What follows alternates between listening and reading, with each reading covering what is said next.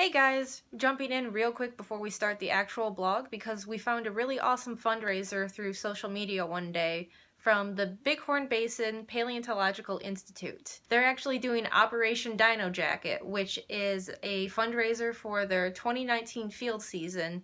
And what they're doing is raising money for the plaster to make the fossil jackets to bring back what they excavate. Their goal for this year is to finish excavating a sauropod tail and most of the skeleton. So if this sounds like something you want to help out with, we think you should. You should go to their website, which will be probably up here and in the description. And yeah, if you want to kick them a few dollars, highly suggest it. It's an awesome looking nonprofit, and yeah, that's what we got to say about that. So on to the blog. Hi everyone, welcome to the first behind the scenes blog for Your Dinosaurs Are Wrong. I'm Liz, and I'm just here to give you a bit of an update on where we are on upcoming videos and episodes and everything. And where we are right now, unfortunately, is in a room filled with stuff. And it's particularly full. But that is because we are actually doing a ton of renovations, which you can see behind me, to the entire basement that our new studio room is located in. So our room is like 99% finished. It has paint, electrical, that's gonna stay dry. What's next for it once the other parts of the basement get done is that we empty that stuff out to another part of the basement, so that we can kind of switch where all the stuff is sitting until it can go to its proper place, so we can keep finishing out the basement, which is actually a rather big area. So that's going to take a while. But the plan is that hopefully within a few weeks we're going to be able to have our room back and actually start things like set dressing and design and start test shooting for the next episode. The next episode actually being Velociraptor, which Steven is already elbows deep in researching. Keeps talking to me about eyes, and I've only taken about half of it in, but we'll stop by and chat with him in a little bit about what he's been doing so he can tell you, because I think he would like more people to tell at this point. It makes him really happy to talk about dinosaurs. But at any rate, since we don't have the studio, we have to figure out other ways to make the show go on. And what I'm working on right now is actually our new channel trailer while Steven does research for the next actual episode. And the challenge I have right now is finding some quiet recording. And I can't set up sound foam in a room I can't use yet, so I'm actually about to improvise, and I figured you guys might like to see. So yeah, let's go do that. Okay, so we have this big room that we can't use right now, and we have all the soundproof foam meant for the big room that we can't use right now. So what I'm going to do is make a box, essentially.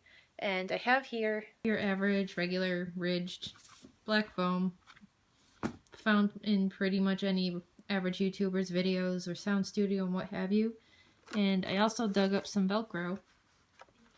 Just plain little squares, nothing too special. Sticks to things, makes other things stick to things. And I was going to just use a cardboard box and cut it to fit the foam squares, but I managed to find this tub, which luckily is about the same width. I don't mind that the foam pokes out just a little too far, because that's not going to affect anything. But I've already wiped down the inside of this so that the Velcro tabs will actually stick to it better. And the entire idea is to cover the entire interior of this with foam. And I'll do that right now.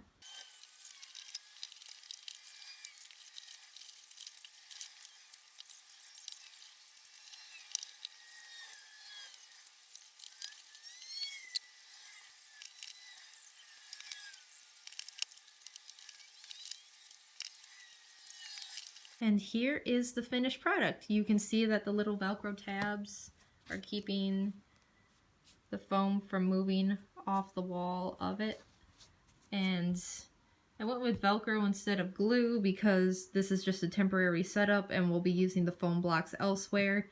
Having the tabs on the back of the foam isn't going to hurt it later, so this just seemed like the safest way to do stuff. if you're ever trying to make something like this for yourself, you can actually do it for probably $20 or less, because, you know, bins are cheap. And instead of the actual sound studio foam, you could go to like Walmart or a craft store or something and get mattress pads and cut those up to length and cover the entire inside, and something like 3M spray adhesive or products like that would help you adhere it, and you would have a permanent little box that helped you kill stuff like echo and extra room noise in any of your own recordings. And the only thing left to do now is to figure out rigging the mic up to it in a way that doesn't allow for any like weird scratchy noises from the foam or anything like that. So I'm gonna go do that, and you guys will get to see it in action in just a second here. Hey Steven. Yeah? What you doing? I'm researching Velociraptor, specifically the history of discovery, which is deep. There's a lot that's been published about the Central Asiatic expeditions of the Museum of Natural History in the 20s. And there's a lot that's been said about the Polish-Mongolian expeditions that were done in Soviet times. So I'm having to sort through all of that and see what is even relevant to say, because I want to keep it focused on how does this inform public perception of Velociraptor, how does this inform scientific understanding of restoring this animal. Like, so far what I have in my notes is Henry Fairfield Osborn, when he received the holotype that they sent back, thought that the foot claw, the sickle claw, was a thumb claw. So we'll probably have to have a graphic in the episode to say, hey, this is what it would have looked like if somebody had drawn it at this time, even though I can't find anybody that did. Like, all of the art that was produced as a result of this expedition concerns Protoceratops and Protoceratops's eggs, which is important and stuff, but like, it's pretty clear that it was mostly just because we didn't know very much about Velociraptor that it didn't become popular. And then I'm probably going to cover the Polish-Mongolian work under the thesis that the Iron Curtain prevented cooperation, because it did. So this might be where I tell the viewers I told you so. What? Because I said he really likes talking about dinosaurs. And I didn't say a damn thing, except what are you doing? Did you know that Barsbold is still publishing? He's in his 80s. What was that picture you showed me about, like, Megalosaur in your book there? That was completely unrelated. Yes, but you were so excited, so we may as well show the blog viewers, because who knows if we'll get to use it anytime soon. Something about it being just doofy. Look at it! Here, move it this way, the sun's hitting it. There we go. So this is out of date. Yeah, I've kept this book. Yeah, printed 1968. I've kept it because I like some of the paleontology that's in it as like a look how far we've come sort of lens. Mm-hmm. But it turns out, like, I was reading about the Central Asiatic expedition, and I hovered on one of the citations in the Wikipedia article, and it was to this book, which I've been hanging on to for 15 years. And I was like, well, I guess I gotta read this now, and it's actually fairly comprehensive, and there's a bunch of cool photos, too. Which I don't know if we can actually reproduce. I assume they're out of copyright by this point? Been almost 100 years? Although, I don't know, if they were printed in another book, how does that work? Mm. But it's giving me a whole lot of appreciation for the logistics involved in this undertaking. Because, you know, they go into the Gobi, which, if you're going to cross the Gobi in the 20s, you either have to go by camel or you have to bring these newfangled automobiles. and they brought automobiles, which they couldn't fuel because they couldn't carry that much in them other than the people. So they had a camel caravan, which they would then meet up with at regular intervals, or the camel caravan would drop off supplies at depots.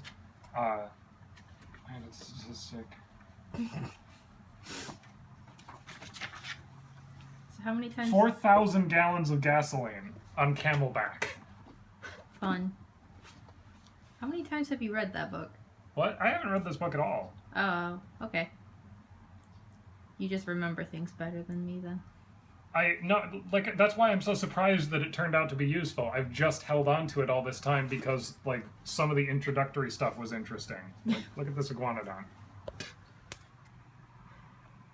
He's got a beefy chest there. Oh, yeah.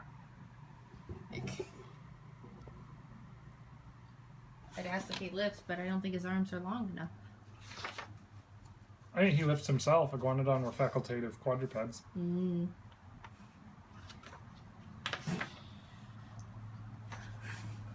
So, where are you in the timeline of research then?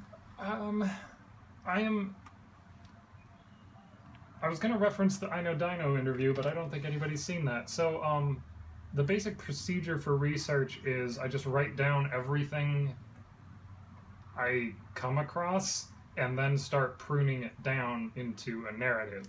Mm-hmm. And like I mentioned in the Q&A, I've got essentially a thesis, which is this animal only really became popular post-dinosaur renaissance, and yet it has its own baggage when it comes to restoring it, especially for, toys, because, I mean, look at this. Look at this nonsense. I only just realized that the arms swivel on this one. That's kind of cool.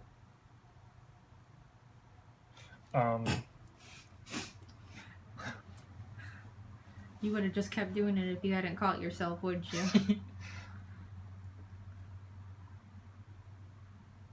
It usually takes me a long time to go to just get through all of the material. Mm-hmm. Like I'm at the reading everything phase. I've got a bunch of stuff. Like I've been reading the I want to say 2008 paper. 2007 paper that's reevaluating Deinonychus's Tenontosaurus predation, and their reasoning that it probably wasn't a pack hunter the way that wolves are, which calls into question that entire scene in Jurassic Park where he's like, a velociraptor is a pack hunter. So we're going to have to just suck it up for once and reference Jurassic Park. We're going to have to talk extensively about Jurassic Park because, frankly, this animal would not be a household name without Jurassic Park. Did you know that Fairfield Osborne originally was going to call it Ovoraptor? What a dumb name. I'll take your word for it. So basically, he understood showmanship. He was responsible for, popularizing the idea that museums should have mounted dinosaur skeletons, but Ovoraptor. Thankfully, he changed his mind to Velociraptor. I was going to say, well, thank God he didn't go with it. Yeah. So... Not to be confused with Oviraptor, which he, at that time, was calling something else. Do I have that in my notes?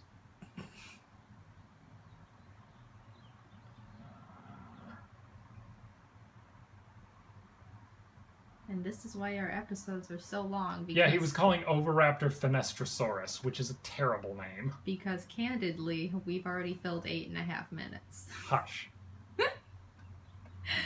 So, suffice it to say, you're very early on in research still. Yeah, I suppose.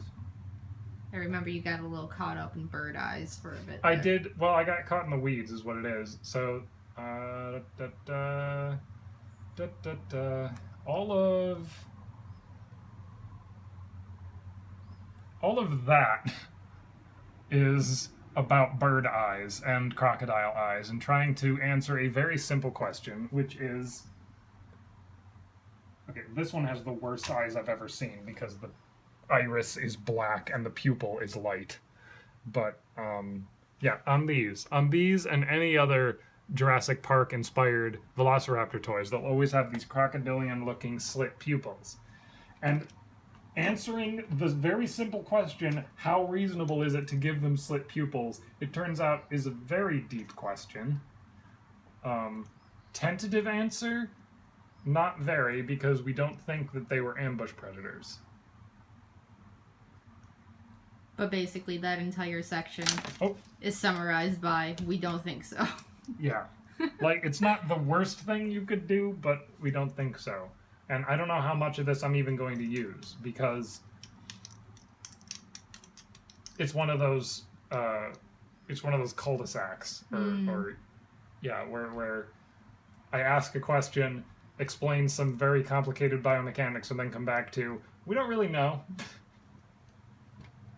I mean, this was only like, there's a lot that I wrote here, but this is all told maybe 6 hours of research, and most of it was like when I should have had dinner 2 hours ago.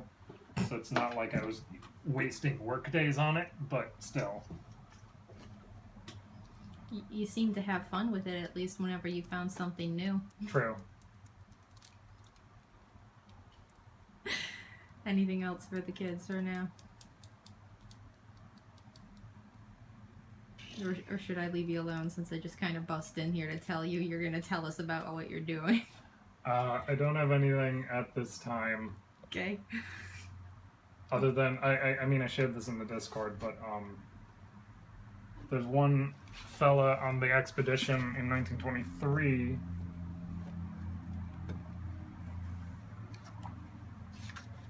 whose nickname was apparently Buckshot. And I want to know more about Kan Chiu Pao, whose name I'm probably not pronouncing correctly anyway. Well, if anyone out there knows the mystery of Buckshot, let us know. And I'm not even sure it's a mystery. I think that it was just a bunch of white people not being able to pronounce his name. Probably. Well, I'll leave you alone and go back to my own work now. Okay. So here's the final setup from the rigging we had, which is a lot of mishmash pieces. I found this one grabby bit. I don't actually know what the term for this one is because I've never seen. I just call it a clamp, but yeah, it fits a mic stand rod, but it like, yeah, it's a very strange object. Yeah, and it's the only one we have, so it must have just kind of happened into our hands randomly at some point, and neither of us remember where it came from.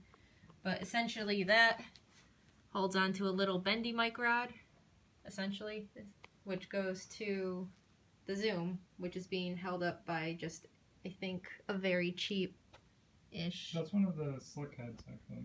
Oh, yeah, it's the slick. Okay, so it's being held on by a very nice, small tripod head. Mm-hmm. And it turned out to be way simpler than I thought once I got, pieces that actually worked well together. Yeah. There was a lot of struggling at first with the, proper gobo arm head and straight mic rods and stuff, and that just wasn't working out, being that the housing is cheap plastic. True. But anyway, we're about to record. Well, we're going to test first, because I haven't actually True. But listened. Steven has retrieved Bertrand, our mascot, who will be the star of the wow, video. that's loud. Holy shit. I mean, family-friendly version of what I just said. Sorry. But he brought him for encouragement and to, I guess, gaze upon him while trying to give him voice. Because Steven is going to be the voice of Bertrand. For now. And we're doing this in his bedroom because it's relatively quiet in here to begin with. This is true. Also, this Are is you where just I gonna- was anyway. I'm going to try and put him, right here so I can look at him and be like... This is the sound of my voice. Trying to get a good shot, but it doesn't like the brightness of the actual Yeah, that's weird. plastic. Yeah. I could turn on a light. Nah, it's fine. But you want to give him a quick taste of I could what you try. have to do. This is the Pro voice. tip, don't listen to your own voice while recording because you'll get slower and slower as you go. There's a name for that phenomenon, but I don't remember what it is. Hello there. Welcome to my little study. I'm so glad you could join me today for another adventure in the paleontological sciences. It's pretty similar to the voice that I gave that one Triceratops in the Triceratops bonus episode. Yeah. As you all can now tell, we are not taking this seriously. As Well, far I mean, as it is going to. We do cover everything we need to cover. yeah, we're just not presenting it as though it's serious. Yes. So yeah, that's what you can look forward to. So we're going to start actually recording once Steven's done upchucking along. Hush. And I think that's it. So we will see you next time. Say bye, Steven. Bye, Steven.